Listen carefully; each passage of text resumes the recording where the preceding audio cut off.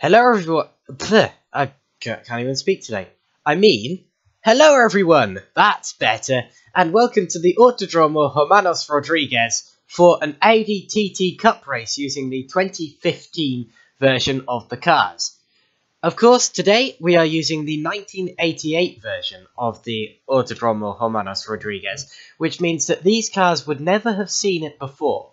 And that could be interesting because I don't know how modern cars would deal with this old-fashioned circuit. And the final corner in particular, the old Peralta is rather... I've just had a bad thought that I think I've got the wrong corner name. Let me just research it. I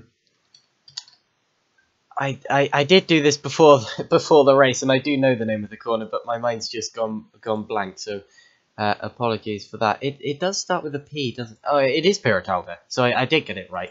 So, yeah, the old Peralta in particular is going to be particularly interesting, because, of course, it's banked, it's long, and it's fast. So, it'll be interesting to see how these cars deal with it. Anyway, we are going to start with a 10-minute qualifying session, which has got underway now. Who is going to be the first car out of the pits? I'm just looking through the order to see when the names change. Yeah, it appears everyone's being a little bit reluctant at the start of this session. I'm just wondering... Oh yeah, I hear an engine. Who is that? Gossier Rodest. So Gossier Rodest is going to be the first driver to head out onto the track. And I've just realised I need to turn my R-Factor 2 volume down a little bit because it is quite loud. One should do it. There we go. Just so you can just about hear the cars, but it doesn't deafen me out. But anyway, Gossier Rodest is the first driver going out onto the circuit, and you can get a good view of what it's like. So heading down to what would now be the turns 1, 2, and 3 complex, which heads right. Well, and what is still the 1, 2, and 3 complex, and then left and right again up the hill. That's right on board with Gossier, so you can have a good driver's eye view of what this track must be like. Now, on the modern track, you head into a little kind of tight left and right chicane. That is still here on the older track, but it's not quite as tight, and it's not quite as right-angled as it is now. Ooh, running over the grass a little bit. That could have been worse. Now into a hairpin, which is still there, but a lot tighter nowadays. And now down into a much earlier set of S's. Of course, on the modern track, the set of S's only really starts about now. But with these Audi Sport, or with the 1988 version of the track, the S's go right the way from the hairpin all the way down the straight. It goes left, right, left, right, left, right, left, right, left, right, left. And then by the end of this, and when the drivers are feeling right dizzy, they head out onto the back straight and towards the Peralta, which is the rightful name of the corner. And you can see how banked it is. This is used, of course, for Mexican NASCAR races. And now it's important to get a good run off that final corner, so you have a good slingshot effect down the straight and out to start your first flying lap. Has anyone... Oh yeah, I was about to say, has anyone else actually been out of the pits yet? But a couple of people have. We've got a couple of cars on the track now, but Gossier Rodest is going to put in our first flying lap, so long as nothing else, or so long as nothing goes drastically wrong. These Audi Sport Cup cars in particular, very, very good Cup cars to race. A lot of good action comes from these. They have quite small engines, considering the size of the car. I believe they're only about 3 litres. I'm going to have to check that again. But the engine power that comes from them isn't exactly the driving force of this car. It's, or in terms of actually pushing it to a good lap time, it's the mechanical grip that they generate from the wheels and the aerodynamic grip that's generated from the rear wings that they really rely on.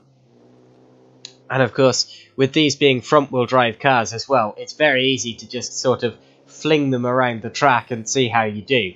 And that is what is hopefully going to be demonstrated here today. These are very good cup cars in terms of actual racing in the class, as Radest actually had a slight wiggle on the entry and now is pitting. So I'm quite confused by that, seeing as she didn't actually put in a lap, but obviously she is pitting. So we do have a couple of other cars on the lap. I'm not sure who's going to set the lap next, but let's watch Nikita Miss Yulia. So Nikita Miss Yulia is on a flying lap.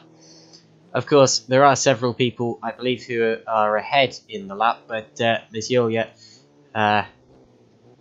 was the name at the top of the order behind Radest. Now, one thing that is worrying about Radest pitting at the end of that first out lap is that when one AI does something, the other AIs tend to do the same thing. So I'm very much hoping this isn't a case of, for some reason, the cars will just go around on the right lap and then pit, because in that case nothing would actually happen, and I might just have to skip ahead to the race and ignore qualifying altogether, because obviously we're not going to get an order, or at least not a right order, if everyone pits. So let's see what Nikita Miss Yulia does. I'm sort of worried by the fact there haven't been any other laps set since then. This is going to be a pit stop, isn't it? Yeah, she comes into the pits. So, or he, I've heard of male and female Nikitas. Now that is rather worrying, so I don't think, for whatever reason, any of the AIs actually want to set a lap here, so I'm going to skip ahead to the race and go straight for that. But I will do two races on this stream, just to make up for that, just like I did last week. So, in terms of actual order, it's actually loaded in everyone as if they've set laps now, which we didn't see, but it does that when I skip ahead, because then it sort of programs what they could have done, and that means that the order going into this race is Jan Kisiel, Josh Cagill in second, followed by two yellow cars at the front. Look, followed by Anton Markland. Sebastian Landi, Sean Thong, Kan Onder, Jonas Lapalainen, Gosia Radest, Christoph Hofbauer, Loris Heisemans, Emil Lindhoff, Nikita Miss Yulia, Alexis van der Poel, Dominic Pietz, Michaela Arlen Katalinski, Mark Kolselli, Levin Amveg, and Nikolai Moller-Madsen. So that is the order. And now let's prepare for the race. So again, what I do is I wait for the race to start, and then I immediately jump back to the pits, pause the race, and then watch it as if I'm starting now. So let's see the start of this race. It's Jan Kiesel on the front row alongside Josh Cagill. Who is going to get the better start? Go! The lights are out, and it's actually a really good start from third place. Anton Markland goes up against the wall trying to find a gap, and he might well have touched the wall there, which won't have done any good to his momentum, and now he's had to slot in behind the two yellow cars, and he's actually coming under attack from Sebastian Landi, who takes third position. Jan Keisel drops to second, and Josh Cagill has taken the lead as we head now down towards turn 1. But look at Markland, as he was on the inside of Jan Keisel there, but didn't manage to find his way through there. But he's found his way through in the following chicane. So up into second place goes Anton Markland behind Josh Cagill, and third place is still contested between Sean Thong and Jan Keisel. Keisel has the inside, but Thong drags it around the outside and keeps the position. And now Sebastian Landi is coming through as well. Landi on the inside forces Keisel out wide. Slight touch. Is everyone through the opening stages? Okay, indeed they are. Jolly good. So Josh Keisel leads the pack around, but Anton Markland is right on his rear. This could change at any given moment. In fact, it has. He drags his way around the outside of Josh Cagill in the S's. It's a good move. Cagill possibly caught napping a bit there, and Anton Markland takes the lead of this race. Now, Landy had a slight look at Thong there, but I think that was more just showing himself to the mirrors than anything else. But Kaigil now is really under attack from Thong as fourth place is side by side. Landy and Lapalainen. Lapalainen has the inside line and might well drag his way past, although I believe that Landy is going to get the better run out of the corner. So let's see if he can get straight back in his slipstream as Lapalainen is also trying to get past Sean Thong here. In fact, Josh Kaigil has had a good slipstream from Anton Markland and is dragging his way through. We have two sets of cars side by side here with another poised and ready to pounce. And it's Kaigil back up to the lead, but who's going to be second? It might well be Lapalainen. It is! So Lapalainen drags his way up into second place. And that is the order so far. Kaigil, Lapalainen, Markland, Thong and Landy. Now I'm going to go back for a set of replays there, because this has certainly been a race full of action so far. If I just drag the field back to the start, let's watch the start on board with Anton Markland, who got a really cracking start here. Almost had a go at getting past Jan Keisel, but got over the grass, and that saw the end of that run. And then, of course, we saw Josh Kaigil getting the better of Jan Keisel and getting up into the lead of the race, as Anton Markland didn't give up second and swept around the outside to take the position in turns 2 and 3. Now, if we skip ahead a bit further, here you see Sean Thong attacking Jan Keisel for third position, dragging his way around the outside. Let's go back and watch that again. You can see Keisel in your mirrors just disappearing there as Thong shuts the door. Now, this is where I think, this is where the move came to the lead between Markland and Kaigil, as Markland dragged his way around the outside of Kaigil, left his braking later, put on the power earlier, and Kaigil had to back off. Well, didn't have to back off here. He could have been a lot more defensive than that actually. I think that was just a bit of a silly mistake from Kaigil, which has cost him the lead of the race. Although, not for long, because of course he got it right back again here. As you see him in the slipstream, this is again still a replay, in the slipstream of Anton Markland, pulling out of the slipstream and dragging his way through into the lead of the race. And he shuts the door before the corner. There you see it. Gets it turned in. Now, let's see that on board with Anton Markland, as you see the car of Josh Kaigil coming in the mirrors. He's on the right-hand side now, and through he goes. Now watch Sean Thong as well. Actually, that'll be Jonas Lapalainen at this point, as Lapalainen gets his car up the inside, and then gets the move done, as Markland has to back off for turn 2. Here is what Lapalainen saw of that, actually, as he got a good run on Sean Thong.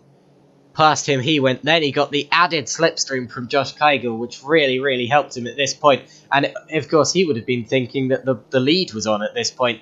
And to be honest, I think I saw 2 lifts from him there, so if he hadn't lifted off there, he might well have been able to take the lead. But anyway, through he went into second place, and now he can think about attacking Josh Kaigil. Here is what Sean Thong saw of the battle, as you see Kaigil pulling out from Markland, and you see Lapalainen to the right, just getting the run and going through. So that's a position lost for Sean Thong, and 2 positions gained for Jonas Lapalainen. And there you have it.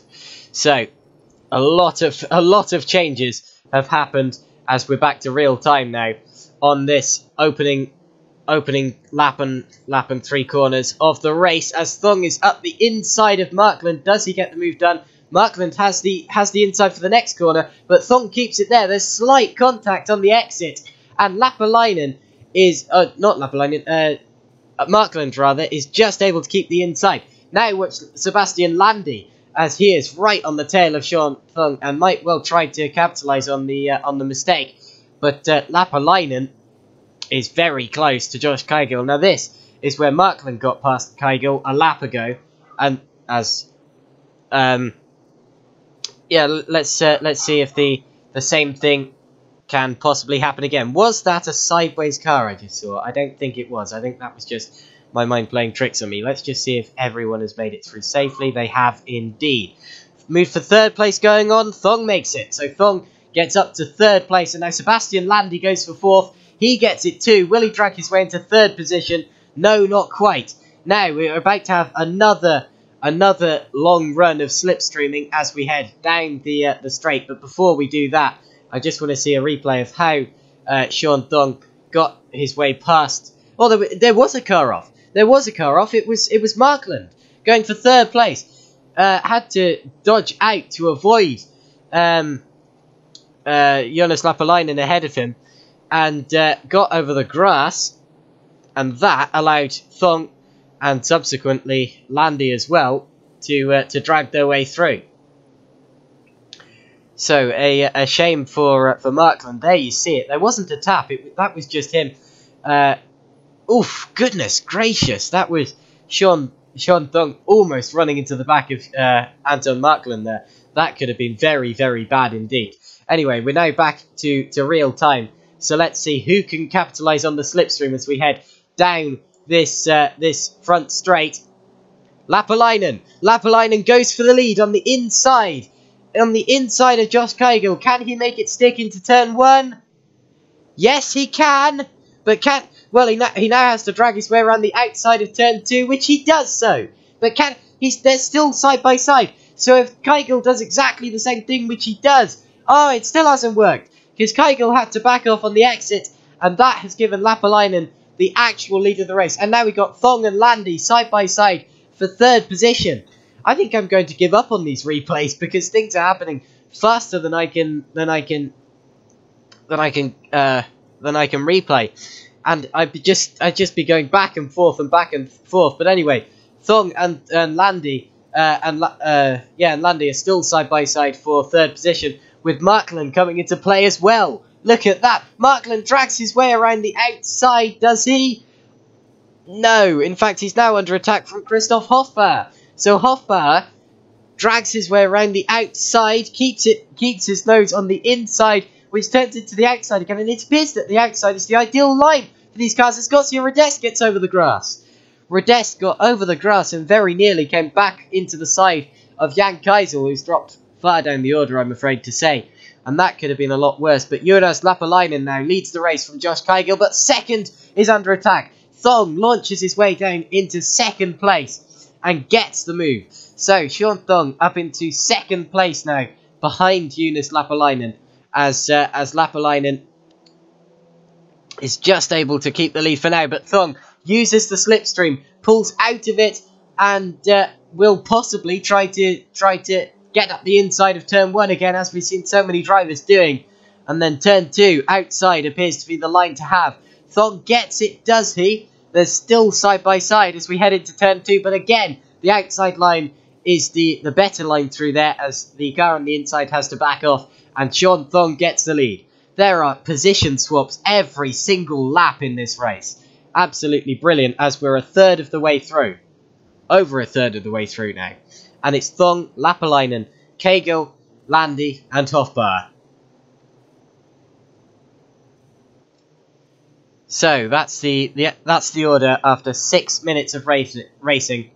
We still have a whole 9 minutes to go, rather. Not even halfway through the race yet. I'm very pleased to say, because this has been an absolutely thrilling one. As you see, Lapalainen having a look at Thong there, and Kygil having to kind of swap his car out to the exit there, as he saw Lapalainen suddenly appearing on his line there. And of course, we saw that happening to Anton Markland earlier in the race, and of course he ended up running over the grass. Obviously, the slipstream is very, very effective in these cars, as Lapalainen darts to the inside of Piratalda. What a move that is! That's a move we haven't seen yet. down the inside of Piratalda. Lapalainen gets his car up into the lead of the race from Thong, and Landy now has the ideal run on Thong, who had to back off slightly in the Piratalda to avoid hitting Jonas Lapalainen. And Landy now has a better run on Thong than Thong does on Lapalainen. So, Landy, does he go for second? No, he's not actually close enough. And that might be the first time all race we've not seen a change in the top 5 going down into the first complex. Still, that's in no means the end of the racing, because you can still see how close the cars are. Thong is going to the inside. He's pulling out of the slipstream into the left-right chicane of turns 4 and 5. Around the outside of Lapalainen. And Thong, does he lead the race? He gets over the grass slightly, as does Kygil behind him. And now is forced to the outside line, which will turn into the inside for the S's. And Sean Thong is still side by side with Jonas Lapalainen. I can't tell who's going to get the lead here, because every time one driver noses ahead, the next driver does. Lapalainen has the lead. So, Lapalainen leads from Thong, and now it's Kygil from Landy, and Hofbauer and Markland are still fighting over 5th position. And it looks as if Hofbauer is going to get that, so Hofbauer gets 5th position. And my goodness, what a race we have been witnessing. Still, all 18 starters running in this race. But look at second as Kygil launches to the inside of Thong. Actually, I think Thong is trying to go around the outside of Lapalainen, but it's not going to work because Lapalainen holds the inside. And now all that Thong has done is allowed Kygil a good run out of the corner alongside him, and he will have the inside for the next corner. But look at the two cars behind, Landy and is that Redest is okay. So it's Landy and Hofbauer. They are going to really benefit from the slipstream of the cars ahead of them. And after all of that, it's Lapalainen, Thong, Kygil, Landy, and Hofbauer. But I tell you what, not for long. Let's see how many cars are separated by a second. 5 cars are separated by half a second. That's really quite phenomenal. As Sean Thong goes to the inside again. He likes this move, doesn't he? He tried this last lap on Lapalainen as well. But this time it looks as if he's going to make it stick. Sean Thong takes the lead of the race in exactly the same way as he tried to last lap. But this time it actually works. And now it's Thong, Lapalainen and Landy. That's 3 blue cars, 1, 2 and 3. Followed by Kygil and Hofbauer.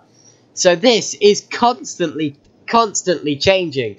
And there's absolutely no way you could ever predict who is going to come out on top as Redest gets herself past Christoph Hofbauer. Absolutely thrilling race. And we're 2/3 of the way in now. So, Lapalainen still chasing Sean Thong, who is leading this race on the 6th lap of the Autodromo Hermanos Rodriguez 1988 edition. Sebastian Landy now to the inside of Jonas Lapalainen. He is properly attacking here, but look at Lapalainen, who might well get a good run on Thong. Indeed he does, but now Thong gets the slingshot out of the corner, and Lapalainen has some catching to do. But with this slipstream, that's not entirely difficult, because these cars have proven to be very aero dependent and very slipstream worthy in this race so far. And I believe that's Redest going for 4th, is it? Yes. And who's that for the lead? Lapalainen in the lead now. So Lapalainen around the outside of Sean Thong, but doesn't quite get the lead because Thong has the outside for the next corner. He's going to have the inside that, oh, in fact, he's already dragged himself back past Sean Thong. So Lapalainen leads the race from Thong, Landy and Redest. And now Landy is on the inside of Thong. Launches the attack and keeps it on the outside. Landy up to second. Slight contact. Landy up to second. And now Redest gets Kygil and actually launches on Thong. So, Gosia Redest looked as if she was going for 4th. And now possibly gets 3rd. She's still side by side. But, yeah, I believe that Gosia Redest is going to get 3rd place here. She does indeed. So Redest is up to 3rd place in this race. As it's still Lapalainen from Landy out front. But Landy drags his way. Possibly. No. I thought he was going to try to drag his way around the outside, as we've seen so many AI drivers doing so far in this race, but that wasn't entirely what has happened. But anyway, Lapalainen still leads from Landi, Radest, Thong and Kygil, but Kygil is going to the inside of Thong as Thong launches to the outside of Radest. Hopes it's going to work there, but it doesn't quite yet. Now, will Landi have a good go at Lapalainen as we head down towards turn 1? He's going to... Yes, he's going to the inside. And of course, the important part of that is that he'll have the outside for turn 2, which appears to be a really good line to have if you want to overtake on this track. He might get it done before turn 2. No, he doesn't. It appears that these front-wheel drive cars just have better traction on the outside of the track of a move. And Sebastian Landi does get the lead. So Landi leads from Lapalainen, Radest, Thong and Kysel. I would love to see the starting positions of these drivers, because I reckon that Landi was about 6th or 7th. So to see him leading the race now is really quite amazing. It's been a good drive from Sebastian Landi's AI. Of course, it's important to remind the audience that none of these drivers are actually the real drivers that their names suggest they are. These are all AI drivers. This is a whole AI simulated race, and that means that really what you're watching is computers going against each other rather than actual drivers. And who is in 5th place now? Because, of course, we have the 2 yellow cars there of Kysel and Kygil. And Kysel has actually got past Kygil since last time we looked.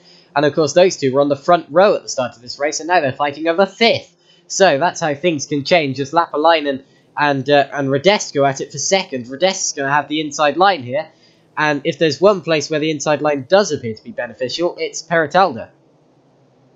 But look at Thong, as Thong is going back for it. We are now entering the final lap of the race, which will be lap 9 here at the Autodromo Hermanos Rodriguez. And what will the changes of order be as we head down towards turn 1? It might well be Thong on Radest. Indeed, it looks as if it's going to be. So Thong will have the outside for turn 2 there. No, he won't. Radest kept it. So Radest kept it and got herself completely ahead before turn 2 and kept the position as Kygil and Kysel still go at it with Dominic Pites in the mix as well. Lapalainen and Landi side by side for the lead on the final lap of the race. Does Landi get himself lose the lead? Lapalainen is on the outside. Landi is on the inside. Lapalainen steers out a little bit. That's always a bit of a dangerous thing to do. But Lapalainen gets the position for now. Will Landi get it back here on the final lap of the race? It's a battle as we're entering the final sector, pretty much. But Lapalainen has the lead. Lapalainen has the lead of the race on the final lap of the race here at the Autodromo Hermanos Rodriguez in the Audi TT Sport Cups, as we see one of the yellow cars running over the grass in the background, and I will have to replay that briefly. I've paused the race so we're not missing anything, but Lapalainen, utterly brilliant move to hold on for so long. Let's watch this as he launches to the inside of Landi, snatches the brakes, steers out slightly before the entry of the corner. We've seen a couple of drivers going off in doing so. He possibly touched Landi slightly on the exit of the second corner of the chicane, and that could have been a bit hairier, but luckily it wasn't. And there you see Lapalainen has got himself into the lead of the race. Here is what Landi would have seen of that same move. There goes Lapalainen, keeps himself on the outside. Here we're going to see the touch. Bang, there we go. Only a slight touch. Very fair touring car racing. Meanwhile, Radest and Thong were side by side for 3rd, but Landi just couldn't hold the lead, and he will feel gutted that he has lost the lead on the final lap of the race. However, there is still one opportunity to get it back, which will be the Peritalda, and we've seen a couple of moves going on at the Peritalda so far in this race. I can't even remember who pulled that brilliant move at the Peritalda earlier in this race, but it might well have been Sebastian Landi. Let's see what Landi can do. Oh, Thong's going for 2nd, so Thong goes for 2nd. Landy goes for the lead around the outside, but I don't think this is going to work, as Lapalainen exits the final corner. They're side by side. Landy has got himself side by side and wins. My word. I'm going to have a drink of water before I say anything else, because otherwise I'm going to completely lose my voice permanently.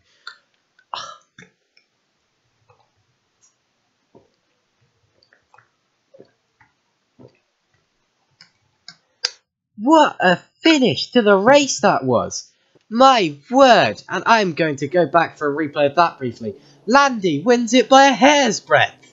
Look at this. As Landy saw that the inside was blocked, knew that his only opportunity was to go to the outside, which he did so to try to get the better traction and the run, the slingshot effect around the outside. Now they are side by side on the exit. He keeps himself ahead, and look at the position indicator change to 1 just before the finish line. Here's what Lapalainen saw of that, as he just lost the win at the final corner of the race, on the final straight of the race, in fact. I have no idea how Lapalainen won that. I'm going to see if there's a good camera that could that can indicate just how close that really was. Oh my word, what an absolute corker. I don't know if there is a camera that can show how close that was. I think it should be mandatory for every racetrack to have a camera right on the finish line. If not, can I move the camera? I don't think I can, which is a shame. Oh, I've just realised I've accidentally unpaused the race, so I'm gonna have to go back a bit and see what I've missed. Okay, well, anyway, there you see the difference between Lapalainen and Keigel. I'm going to zoom out a little bit and go forward in slow motion. There it is. Look at that. That is ridiculously close. Landy wins it by an absolute hair's breadth. There was pretty much no difference at all between the two cars. And it was Landy who won from Lapalainen, Thong, Rodest, Pates, Keigel, Miss Yulia, Keisel, pole sitter, unfortunately dropped back a long way, Loris Heisemans, then it's Hofpa, Amveg, Lindholm, Kolseli, Molla Madsen, Markland, Arlen Katolinski, Onde, and Van der Poel, who I believe are a long way behind. Now, I didn't see how this happened, so I'm going to skip ahead to actual time so we can see them actually finishing the race, and then I'm going to go back to see why they're so far behind.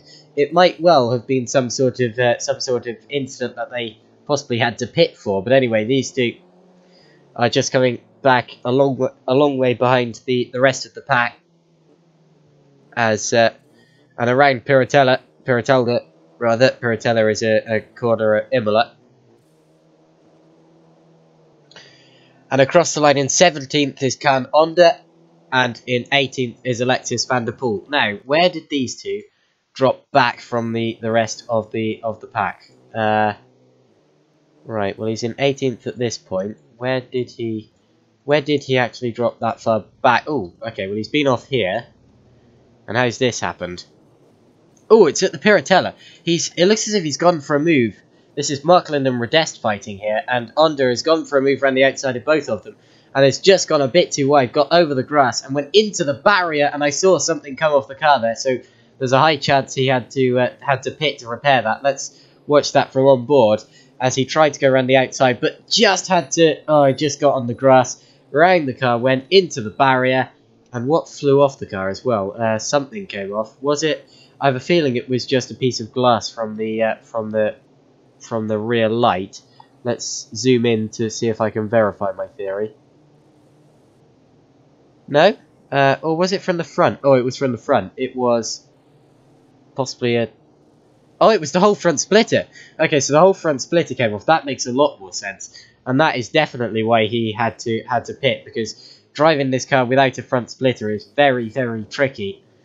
And Kaan Onde would have pitted at the end of this lap, which he did so there. Oh, actually missed the pit entry. Look at that. Slid over the grass. And does he pit this lap still? Yes, he does. But that could have been a lot worse. Look at this. That's just the lack of downforce coming into play. Of course, he's going as fast as he would be able to pit if he did have his front splitter, forgetting that he doesn't. So that's where that happened. Now, who else was it who lost out? It was Van der Poel. So where did Van der Poel lose everything? It might well have been in the same way, because if we see one AI making a mistake, often all of them do. I'm just fast forwarding through the race to see where Van der Poel had his off. If he did have an off, I assume he did. Oh, it was here. So he was fighting with Markland and Amvig. Was Markland ever really that far down the order? He really dropped back. Remember that Markland was leading it at one point, as Van der Poel obviously just did that kind of switch out the steering wheel sort of thing, spun the car around, and then in getting it going again, hit the barrier. And did he lose his front splitter? Yes, he did. So that is where Alexis Van der Poel unfortunately threw his race away. Here we see it.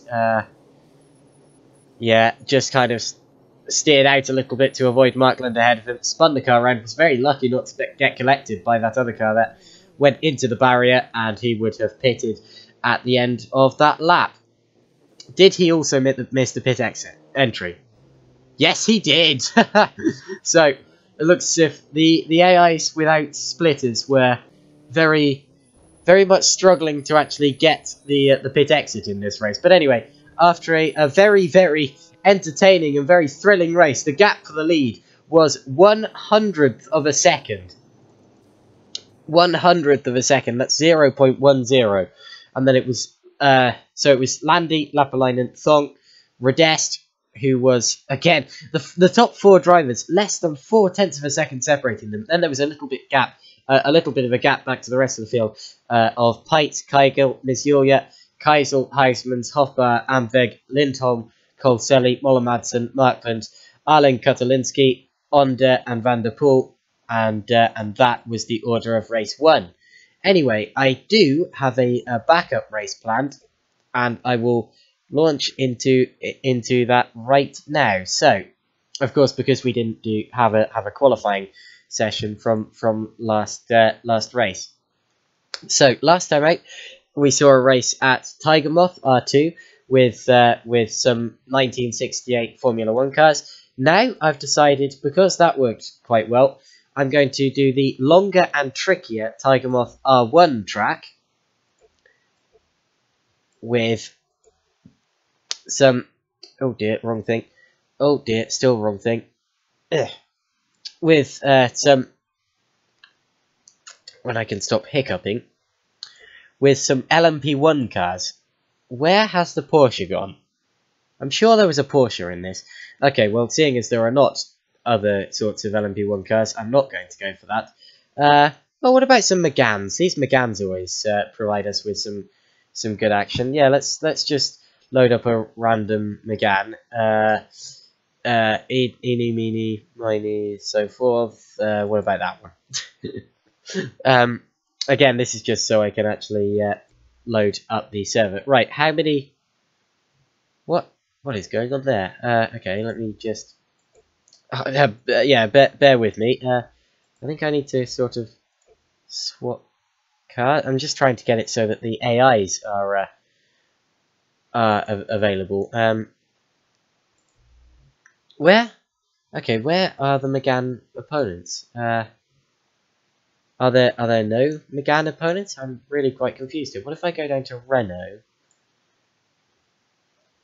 and not there? Okay, well, is it just the Meganes it's not showing up for, or what about some radical SR3s? I'm just going to randomly go there. 84. Oh, I can see the radicals. Okay, right. Now, how many... seeing as there's hundreds, and I think there are literally hundreds, I'm going to go for 20... Yeah, 20 cars in the race. I'll go for the... we saw the default. Yeah, I'm planning a rainy race for something else. Let's just go with a plain, clear race. Also, radicals usually do rolling starts, so I'll start them with a rolling start there. And that looks Okay, so I'll give it a start. Also, I'm going to quickly check the YouTube comments. We have none. Okay, never mind about that. We do have a viewer though, which is good. That's more than I sometimes get. We had 2 at one point. Ooh, new record. Not quite a new record, but still. So if you are watching this stream and you do feel like leaving a comment, I'll read it out if it's relevant, or if I can. And anyway, just enjoy the second race. So, Tiger Moth R1, as you can see, it's a much twistier and much trickier version of the Dunsfold airfield than we saw last time out in the 1968 Formula One race. But anyway, we are taking some Radical SR3s around here today. I was initially going to go for some LMP1 cars, but obviously that didn't work because one of them randomly went missing. Anyway, who have we got in this race? We have Gregor Moody in a very sort of Tony Wells, James Littlejohn reminiscent Radical SR3 livery. Fred Jimenez, Don Duhan, Tiro Dalberg, Harry Jackson, Alessio Romito, Marcel Offermans, Alex J, Nicky Kuipers, Romo Rocker, Oscar. Is that an A or an O? I can barely see. Is it? It might be Ratink or Rotink. I'm going to say Rotink. Apologies if I get that wrong. Niels Mutzer, Dastan Faroxad, Maximus Aru, Christian Zorner, who I know in reality, and also designed that livery, I believe. Sal Sagredo, Scan, Jodo, Alex Mertz, and Wayne Jackson. And ignore the other car, that's just the cameraman's car. Anyway, let's get this qualifying session started. So, of course, in the last session, there was apologies about that. There was a slight disappointment as the all of the AIs obviously just went straight back into the pit lane after their outlap and therefore never put a lap in. So we didn't get a full-on qualifying session, which was a shame. But we're going to get a full-on qualifying session this time, I hope. So let's see how it goes. So the first driver out onto the track will be Ramo Rocker. So out of the pits goes Ramo Rocker, and again let's do the usual tradition of going on board with the driver to see what a lap in these cars looks like. Of course, not at full qualifying speed because this is only an outlap, but still. Right, we've been through turns 1 and 2. As you can see, this isn't really a purpose-built racetrack because, well, you can see we haven't really got adequate fences on either side, but oh well, this is a simulator. There's no way you can really injure yourself on a simulator, plus these are computers racing anyway. Now, watch this. We have a very, very tight right, left, right chicane. Often you see 2 cars going side by side into those chicanes and one hitting a barrier there. So I very much hope that the same thing does not happen again. Oh, well, it's right. It's all right. I just saw an ambulance on the left-hand side anyway, so that's all fine. Plenty of spectators lining the circuit. I'm quite surprised. At a circuit like this, you don't normally tend to see this. Now, on the circuit we saw 2 weeks ago, rather, the cars would have gone for a sweeping right-hander all the way around that this infield section. Now we're taking it much tighter and going in for a right-hand hairpin followed by a left-hand hairpin, which you just saw going around there. And now out towards what would be turns 2 and 3 on the actual Top Gear test track, but done the wrong way round, obviously. And now here's the turn 1. Not many people consider this turn 1 on the real Top Gear test track, but I'd say it does count. If some of the kinks on Valencia count as corners, then that really should. And then it's through a final chicane, run it out to the outside like that, jolly good, and across the line. Right, now we're about to see Ramo, what's his name again? Ramo Rocker, going for our first hot lap. As you see a car shooting out of the pit lane there, that's where the pits rejoin, and that's quite worrying actually. I'm sort of worried about how how quickly those cars do come out of the pits compared to the cars on a lap. As weirdly, as you saw out of turn 1 there, you saw, or turn 2 rather, Romo Rocca had a slight jump on the front end. I believe we're following Christian Zorner around. That certainly looks like his livery up there, but anyway.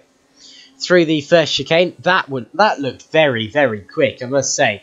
Of course, much quicker than on the outlap, as it would be. But these radicals, very, very good in mechanical and aerodynamic grip. And I've seen them in real life, actually. It's very scary how late they can brake sometimes, and how quickly they can fling the car around the corners just as they want them to. But here you see the right hand almost hairpin, not really hairpin, but it's over 90 degrees, so it's sort of a hairpin. Some people would consider it. One into another hairpin, a left-hander. That one looks slightly more like a hairpin. Very wide exit though, so it's not really like the properly narrow hairpins we've seen at some circuits like Monaco or Macau, but never mind. And now we see this this final chicane again. There we have it. That's the right-hander, and now out and in again for the left-hander. Run it out to the exit. Don't touch the grass. Jolly good. Now he's getting a good slipstream from the car ahead as well, so that's going to help him at the end of this lap. And of course, he puts himself to first at the minute because no one else has set a lap yet. But anyway, let's spectate some other drivers. So. Gregor Moody is another driver on a hot lap. Of course, the first to set one was Romo Rocca, who has now been demoted by Niels Mutzer. So Mutzer takes the lead of the session, puts himself up to first position, and well, of course, this is all very provisional. Only 2 people have set a hot lap so far in the session from now. So. Still plenty of time for things to change, and there are many drivers on a lap at this very moment. Now, Fred Jimenez puts himself to second. I just saw the order change. I'm sort of looking more to the top of the screen than I am to the actual car. Very interesting thing you saw happening with the brake lights on Gregor Moody's car there, as you saw them flashing and flashing as he went down towards the right-hand hairpin there. It looks as if he was sort of trying to trail it in, well, that's not really trailing, but just sort of trying to... You see it again there. These AIs do have a very interesting way of actually braking, which is bizarre. But anyway, Christian Zorner is now in 4th. Sal Salgado is now in 4th as Zorner gets demoted to 5th. Alex J puts himself to 3rd. Niels Mutzer is still in 2nd. And Dastan Farrokhzad is now leading the session as Marcel Offermans puts himself up into 3rd position. Now, what will Moody's lap be? As he exits the final corner, he's going to cross the line now. 8th. So, not the ideal lap. That's actually the lowest of the laps we've seen so far. No, it isn't, as it's 1 ahead of Wayne Jackson, who's just crossed the line now. So the order is still Farrokhzad, Mutzer and Offermans at the front of the order. Who still hasn't set a lap? Alex Smertz hasn't set a lap yet. So let's watch Alex Smertz as he... he's just going into the infield complex now, if you could call it that. He's just gone over the bit that would have been Hammerhead in the Top Gear test track layout, if we were using it.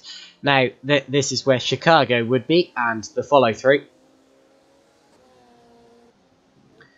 And now out and around the what they would call turn 1, although I'd argue it's turn 2. The front end hops in the air again. We've seen that a couple of times, mainly out of turn 2, or turn 1 if you're going to call it that, at this track, but never really out of the Top Gear test track turn 1, if that makes any sense. So that's a new one. I'm not entirely sure what's causing the cars to do that, but anyway, Schmertz puts himself second. So a good lap from Schmertz. I just saw another car put his wheels in the air. I'm going to pause that and replay it. Oh no, I'm not going to replay it because I've lost replay for some reason. Okay, well, very interesting. But anyway, it looks as if these cars just want to jump.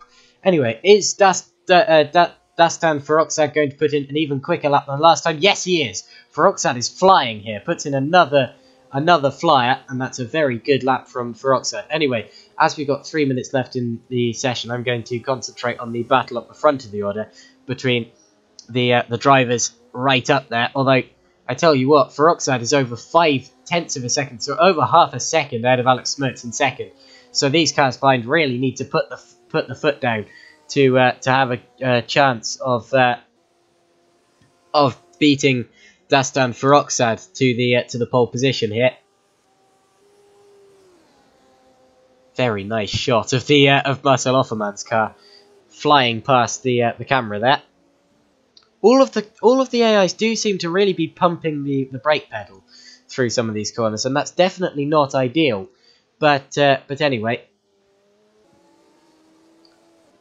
through the left-hand hairpin at the bottom end of the course, Alex Smertz goes, puts the power down, runs it close to the barrier as you're supposed to. Less than 2 minutes of time remaining in the session, and when that time runs out, all drivers currently on a lap have to or can finish that lap, and then the session ends. But of course, there's no starting a new lap after the checkered flag has fallen. Now, what will Alex Smertz's lap be? I'm not entirely sure if it's quicker or not. I haven't seen the split times. Let's see what Smertz does as he crosses the line. Was that any quicker? It was quicker, but he's still over half a second off Feroxad. And that's very interesting. And does Feroxad go even quicker still? Yes, he does. He puts everyone else 0.581 seconds behind. Feroxad is absolutely flying here. What does Marcel Offermans do?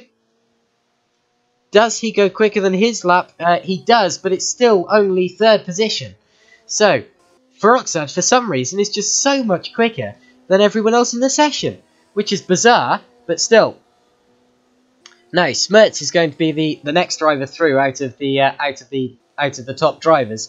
Let's see what he can do on this time round, and if he can finally find the pace to beat Feroxad. It seems that Feroxad goes quicker every single lap, and yet still no one else can get near him, or even near his first lap, which is utterly bizarre. But that's how it appears to be happening,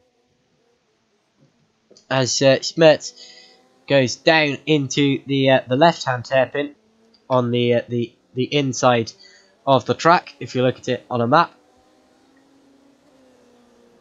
And now out towards the last few corners. We're in the final sector of this lap. The checkered flag has indeed fallen, so that means that everyone currently on a lap needs to finish the lap, and then the session will end. So let's see what Smertz does. He pits. Smertz pits. In fact, I believe that everyone's going to pit now, because that's what the AIs tend to do when the checkered flag falls. But Niels Mutzer has put himself up into third position since last time I looked.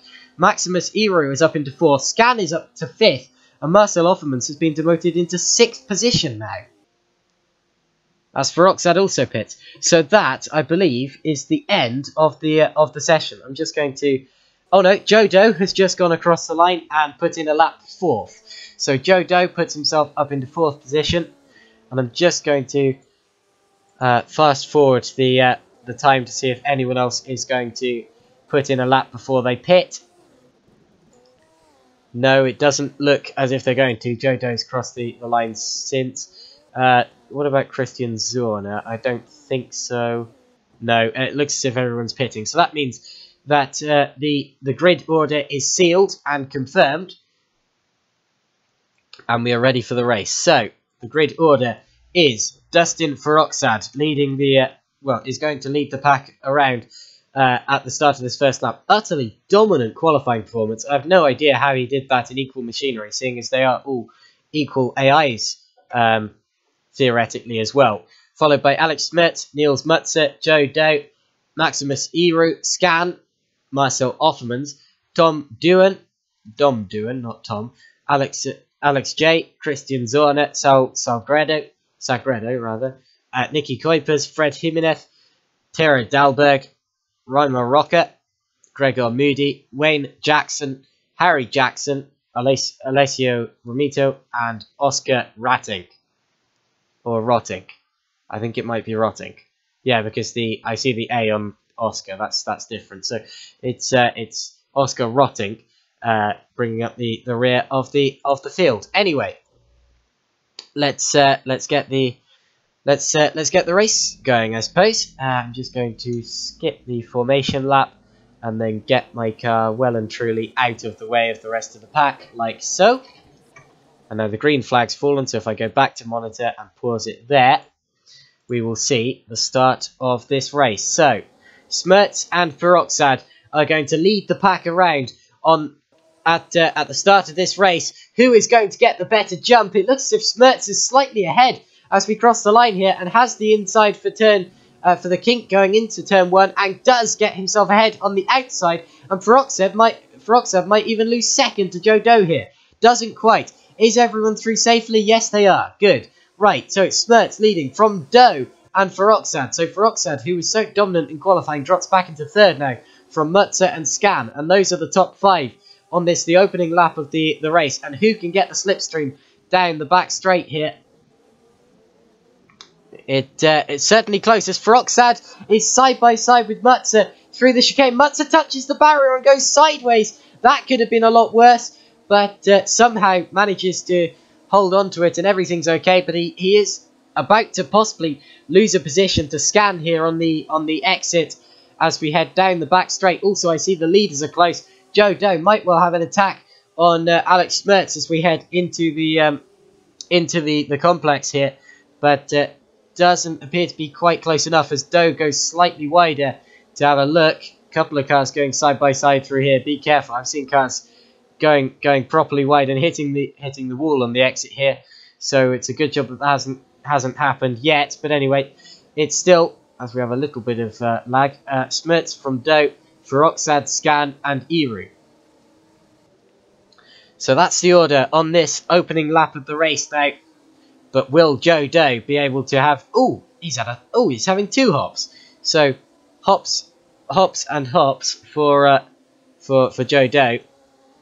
And I'm just going to quickly analyse to see if I can see. It's just like suddenly the nose submerges, or the splitter submerges into the line or into the track, and then the car gets jumped up again. You see it underneath the track on the left-hand side, and again there, and there doesn't appear to be anything on the track that they're actually hitting, apart from in that case I'd say it's that blue thing. Is that blue thing also on the track back here?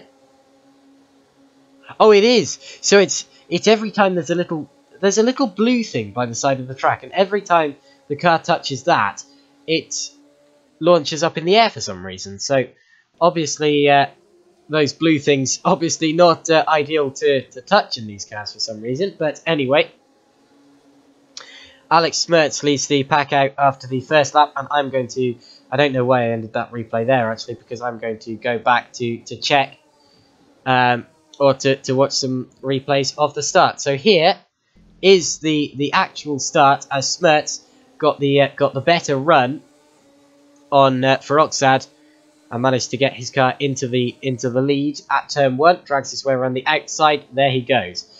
Smerts, interestingly, in one of the left-hand drive variants of the cars, while Feroxad is in one of the right-hand drive variants of the cars. And through goes Joe Doe in his right-hand drive car. Now, where was the next significant move to come? This was Niels Mutzer attacking Feroxad for 3rd position, and he's going to tag the wall there and get a bit sideways, but doesn't, well, very luckily doesn't have a proper accident. Jumps in the air slightly, but everyone gets through safely. He did lose places to Duan, Eru, and Scan, though. Anyway, as I'm fast forwarding ahead to get back to real time again, let's see what Doe can do as he is in the slipstream of Smerts ahead as we head down the pit straight. And it's Smerts from Doe. Let's see how this pack comes out of this lap as Feroxad has a slight look at Doe and gets a better run. And in fact, Doe's had a hop in the air, and that might well compromise his momentum, although he does still have the slipstream from Smerts ahead, although Feroxad, of course, has the slipstream from both of them. So a good double tow here from Feroxad And let's see who can launch an attack on who here. It's Doe. Doe goes for the lead. And does he get it? He's going around the outside, which turns into the inside. Gets over the grass slightly, but Doe is still going for the lead on Alex Smertz. And Smertz keeps it for now. So Smertz keeps the lead from Doe. But it was a very good attempt from Joe Doe. Let's go back and see a replay from his point of view, as that was very nearly a change for the lead. Here you see Doe leaving his braking slightly later and getting himself alongside the Alex Smertz car. And at that point it looked like he'd done it, but really what stopped him from getting that position was the fact that he ran over the grass and hopped in the air slightly. And that cost him the momentum he needed to take the lead, as we're back to real time. And really, that is why he is not leading this race right now.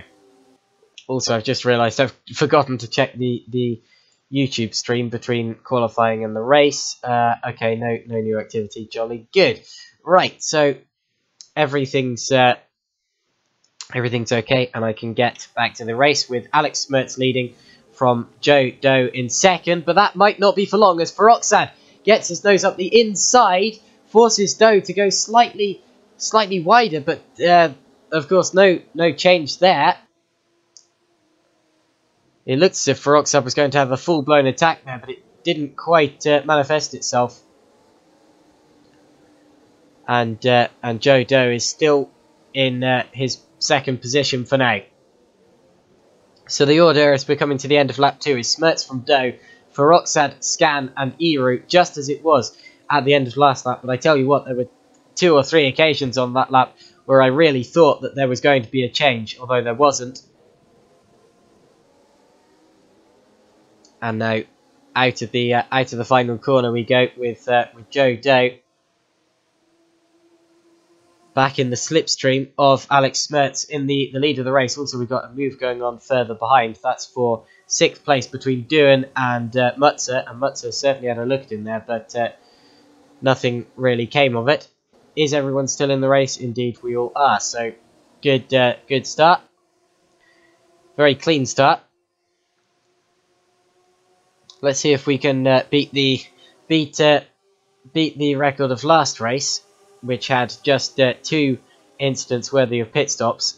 And to be honest, with some of the races I've seen from AI drivers, that's quite impressive. One driver just got very, very wide. That was Maximus Eru. Contact into the wall went Dom Doohan, rather, as these two were fighting. And let's watch that again, because that could have been a lot worse. This is Maximus Eru having to swap his steering out slightly to avoid the back of Scan's car, and that forced him very wide indeed, so he had to go very tight to avoid hitting the wall. And then he got clobbered by Dom Doohan, who was on the inside and touched the wall slightly. There you see Doohan capitalising on the mistake, and then hitting the barrier and going into the side of Eru's car, and that could have been a lot worse. I really thought there was going to be an accident 2 or 3 times there. As we're back to real time now. With a little bit of lag. Actually, I think that was just me clicking a weird button there for some reason. But anyway, Smertz lead. Third. Third is changing, possibly, as Scan had a little look on Feroxad, much in the same way that Feroxad had a look on Doe last time round. But again, no change. So it definitely got close, but there was not quite a change, as Scan leaves his braking later than Feroxad, gets to the inside, locks up the rear brakes slightly, and had a look for third, but no change. And that was a move that we haven't seen yet, so I was very interested to see where that one was going to go, but it didn't change, and Scan had to settle for 4th position.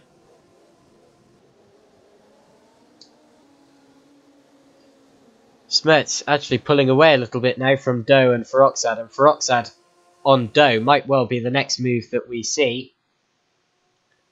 Down into turn 1 maybe. Doesn't look like he's quite close enough to launch an attack here. Indeed he isn't. All cars still running after the first 5 or 6 minutes of the race, rather.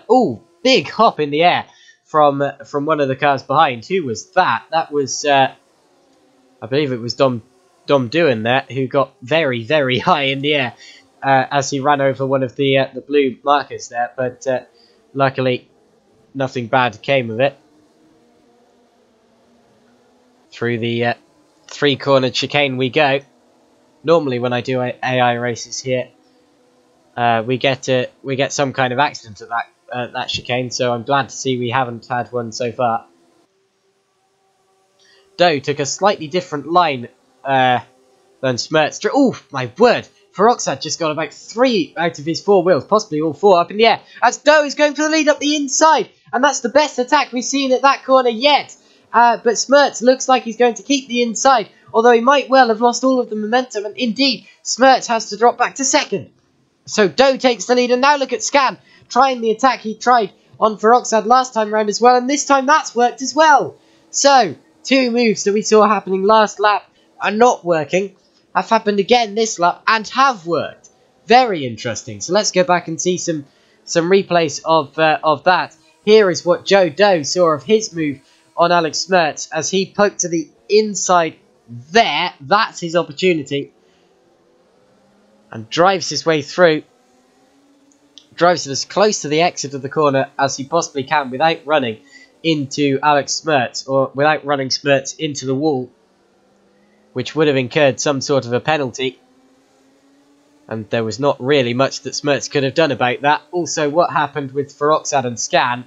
Well, Feroxad is just going to see Scan diving up the inside. You see, he actually had to steer out a bit there. Such was the aggressiveness of the attack from Scan. He appears to be a very aggressive driver to have tried that move twice. And on the second occasion, it has worked. And Feroxad is really not going to be pleased with that, because he really did have to steer out to avoid the car of Scan on the inside. Very much a racing or ping pong sort of situation, but all fair. All fair for now. It looks like, because there was no contact. I think I see a spinning car. I do indeed. It was Fred Jimenez. So Fred Jimenez has spun in the chicane, and I'm going for a replay to see just how that has happened. He is here on board. It looks as if he's just going to run over the grass. He does. So he just runs over the grass slightly on the exit, makes the error, spins the car around. There was no other car involved. He just got it over the grass, and around he went. Here's how it looked from Harry Jackson, who was running immediately behind him. Whee! Round he goes, leaves skid marks. Jackson backs off to make sure that there's absolutely no risk of him running into Fred Jimenez's spinning car. But luckily, all of them still in the race. Now, will Scan attack Alex Smertz for third position? For second position, rather, because we've seen that Scan is a very aggressive driver so far in this race. He's going to possibly go to the inside of the chicane, is he? No. We've seen that move happening a couple of times, but not this time around. Now, out onto the back straight, which isn't really that straight because we have a left-hand kink in it, which can, in some cars, be seen as a corner. These radicals take it with absolute ease, though, with all of their mechanical and aerodynamic grip. Now, Alex Smertz, this is where he lost the lead last time round. Will he attempt a similar move? No, but Scan will. Scan has seen where Smertz is weak through there. And now Feroxad might... Oh, he looked as if he was about to try to capitalise on Scan, trying to take a move on Smertz, and then possibly have a move on Scan again, but it didn't work. Scan, you could see the differing line between Smertz and Scan through the left-hander hairpin there. It looked very much like Scan was just trying to practice for possibly something that he's going to attempt to do in the next couple of laps. I really wouldn't be surprised, because he took a much tighter line than Alex Smertz ahead of him, which is a sign of either attack or defence a lot of the time. Still 4 drivers separated by less than a second. Maximus Eru only just outside of that second. And I believe that gap's going to come down as we cross the line this time round due to the slipstream. Let's see what the gap is. Indeed, the top 5 drivers separated by less than 9/10 of a second. That's how close this race is, as all of the AI races that I've seen have been.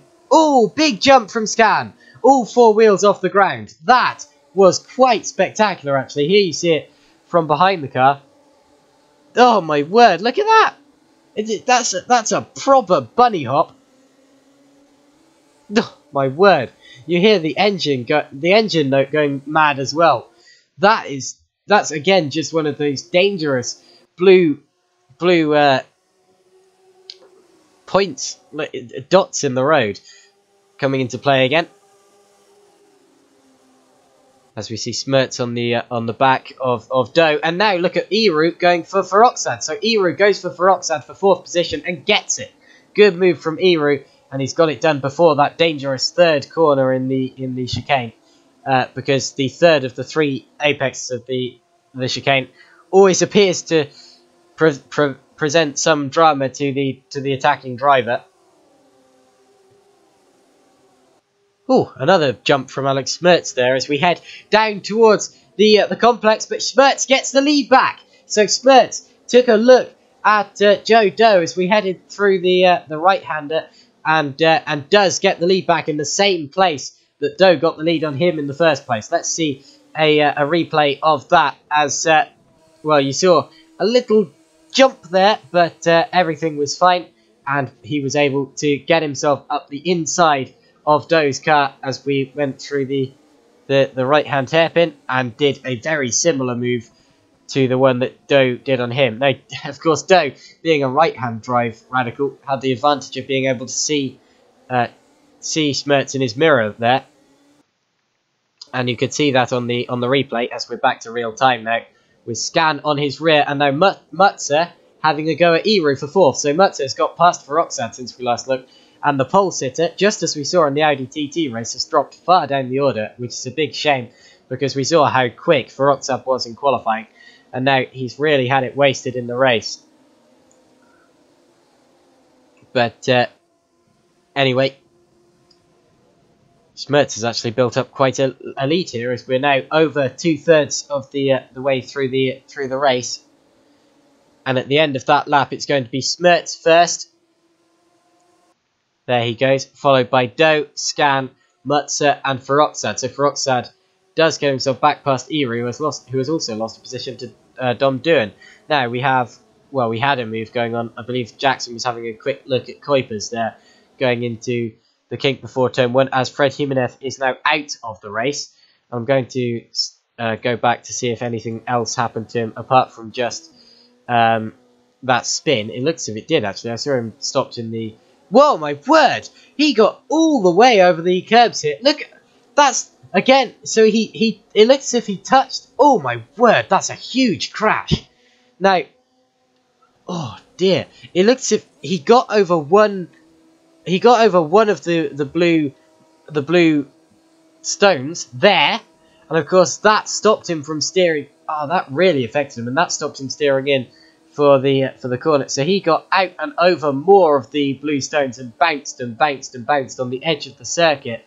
And then, of course, if I see it in normal speed, there was absolutely no stopping the car, and he went, oh dear, look at this in slow motion as he goes bang, splat into that barrier, which of course doesn't move, probably would have done in real life, but doesn't move in this. There goes his front right wheel. No wonder he is out of the race. And then he's going to spin over a marshal post, takes out one of the marshals. Luckily, this is just a simulation, so of course no one was injured in this. Almost flips over. Happily, the car stays the right way up, but a very big accident from Fred Jimenez there. Here we see it from on board.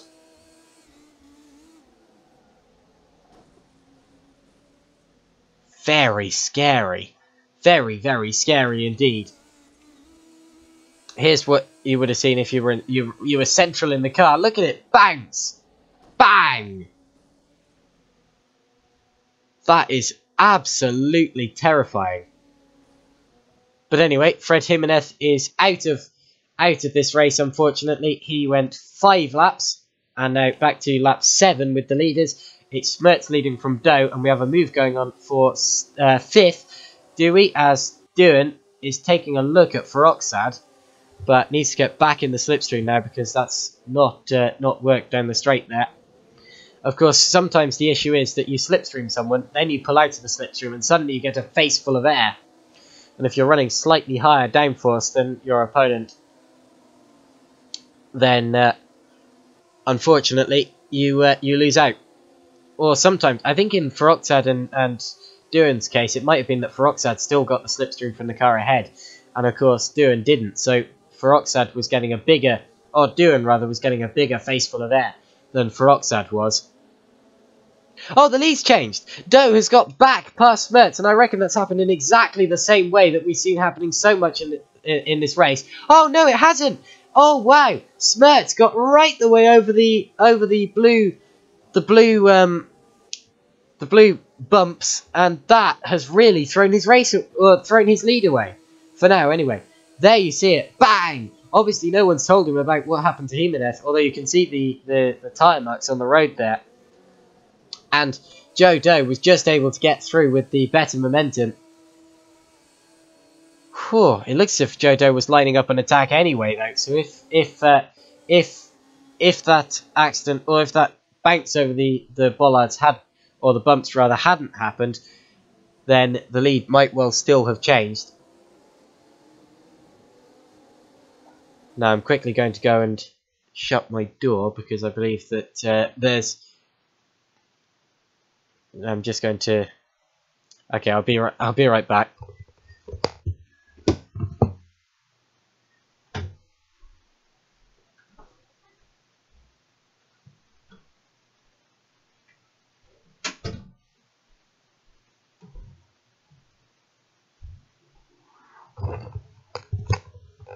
Okay, apologies about that. After that quick break, we are back with the action with Smertz now attempting to claim his lead back. He is still behind Joe Doe, which he probably shouldn't have been. He just made the error of running over those blue marbles, though, and of course that we've seen throwing people's races away so far.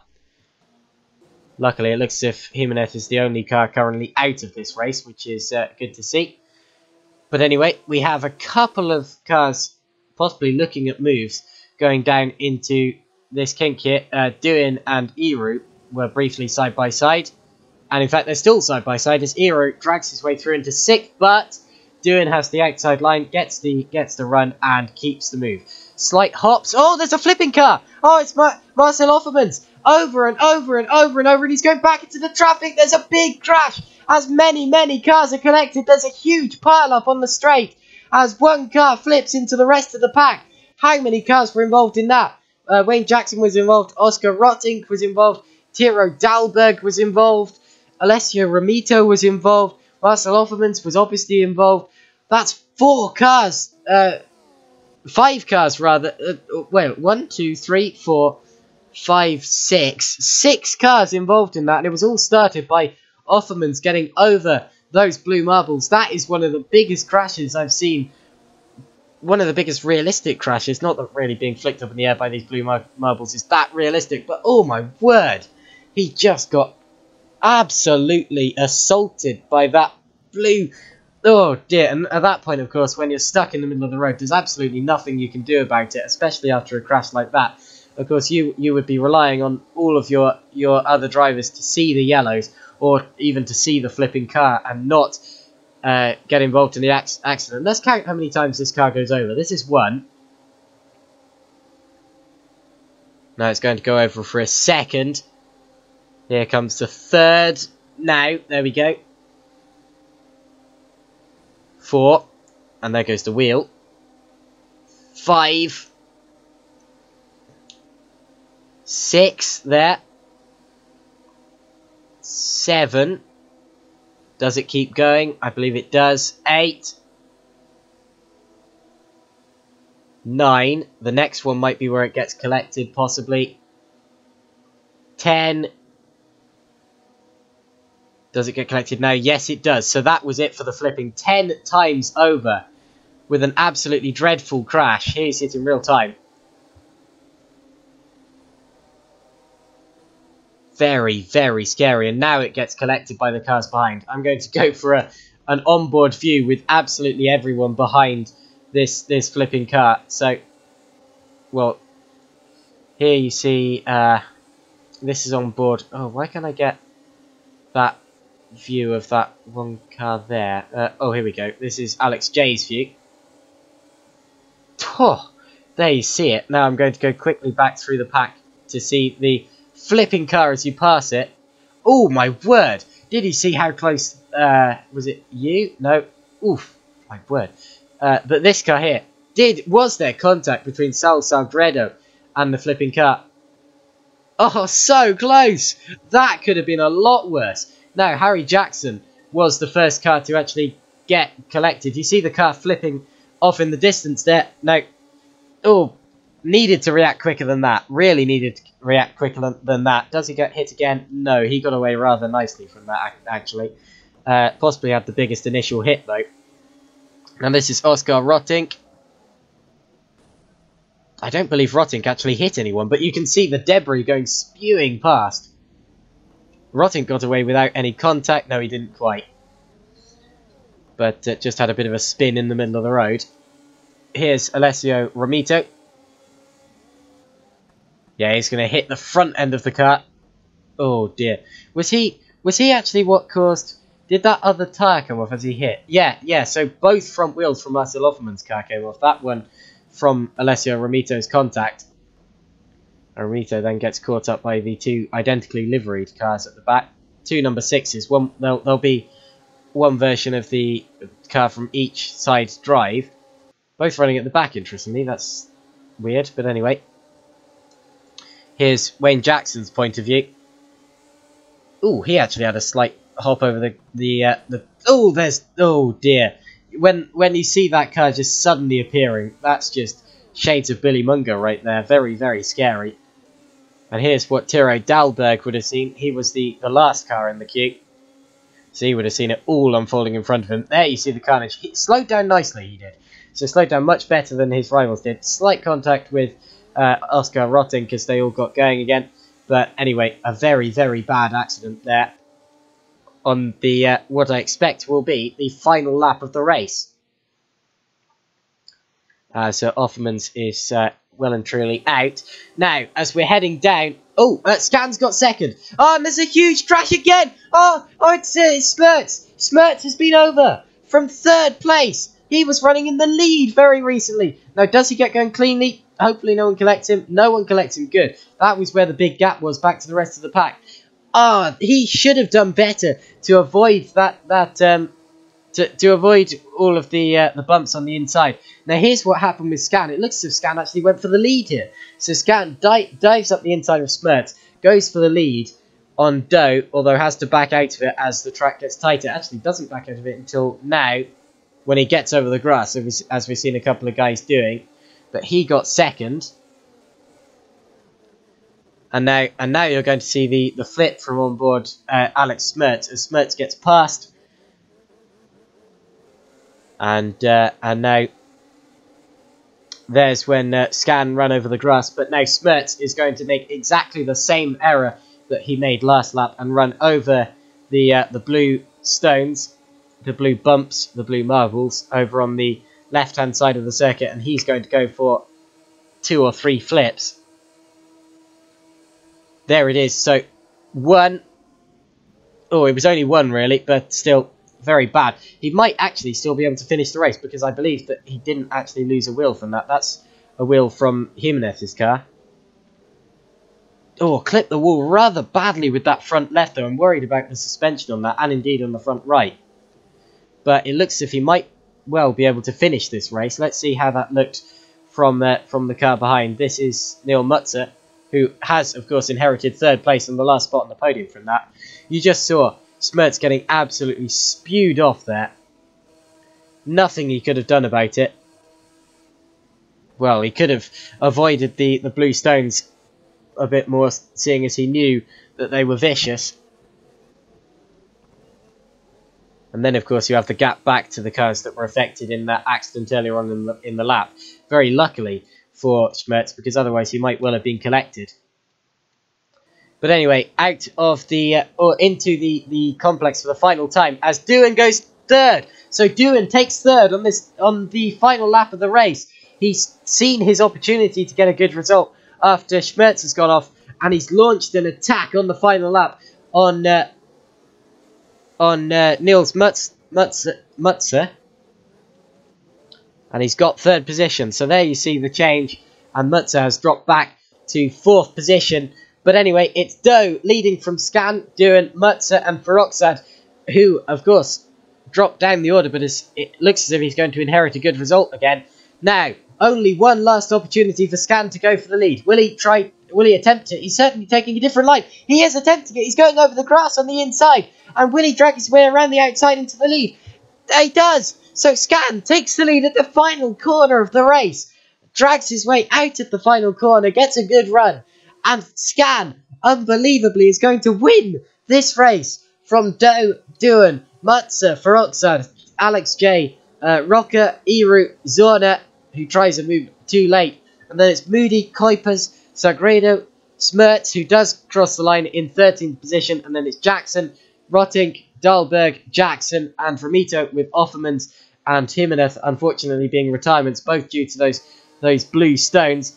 But what a finale we saw to that race as Scan. Now I'm actually questioning the legality of this move. It looks as if he's put all four wheels over. He has.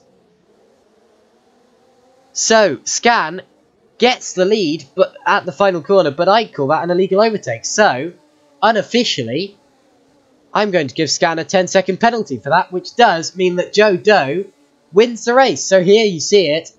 This is the move that gave Scan the lead, but not the win, as Scan drags his way around the outside after pushing his way through on the inside. But he put all four wheels over the white line, and in the interest of fairness, rather, that is a 10-second penalty. So that puts him on 0:15:28.691, and that actually puts him 15th behind Harry Jackson. So that's 15th position, as Schmerz has been off again on the cooling down lap. Now this is interesting. He's had a flip, hasn't he? Yeah, he's been over the same blue stone, and he's been over on the in lap. And that's quite ridiculous, actually, because he's going to be really quite fed up of going upside down today, isn't he? Oh my word, that's quite a violent flip. But anyway, what a race that was, with action all the way through, overtakes, slides, spins, and several big crashes as well, which we never like to see. But let's face it, they weren't boring. We're just seeing Schmerz going for tumbles and tumbles and tumbles. Mainly, well, really, they were just one, but I'm just replaying it and replaying it because it's quite ridiculous that a car has been over on the in lap. I'm quite surprised we only really saw the flips later on in the race, because the actual start of the race was relatively clean for flips. It was only when the drivers started to get slightly more aggressive that we actually saw them going over. But anyway, that means that the order of the race was Scan. Well, no, it wasn't. It was Doe, followed by Doohan, Mutzer. So Doe, Doohan, and Mutzer take the podium, followed by Feroxad, Alex J, that is, Rocker, Iru, Zorna, Moody, Kuipers, Sagredo, Schmerz, Jackson, and then it's Scan, followed by Rotink, Dahlberg, Jackson, Ramito, and then the retirees of Offermans and Jimenez. So that's the order after a very, very chaotic race. And if you did manage to catch any of this stream, I thank you for that. But I will see you again next week. I'm not entirely sure what the race will be next week, but I'm sure it will be just as exciting. Not that anything can get much more exciting than that. But anyway, I will see you then. So, goodbye.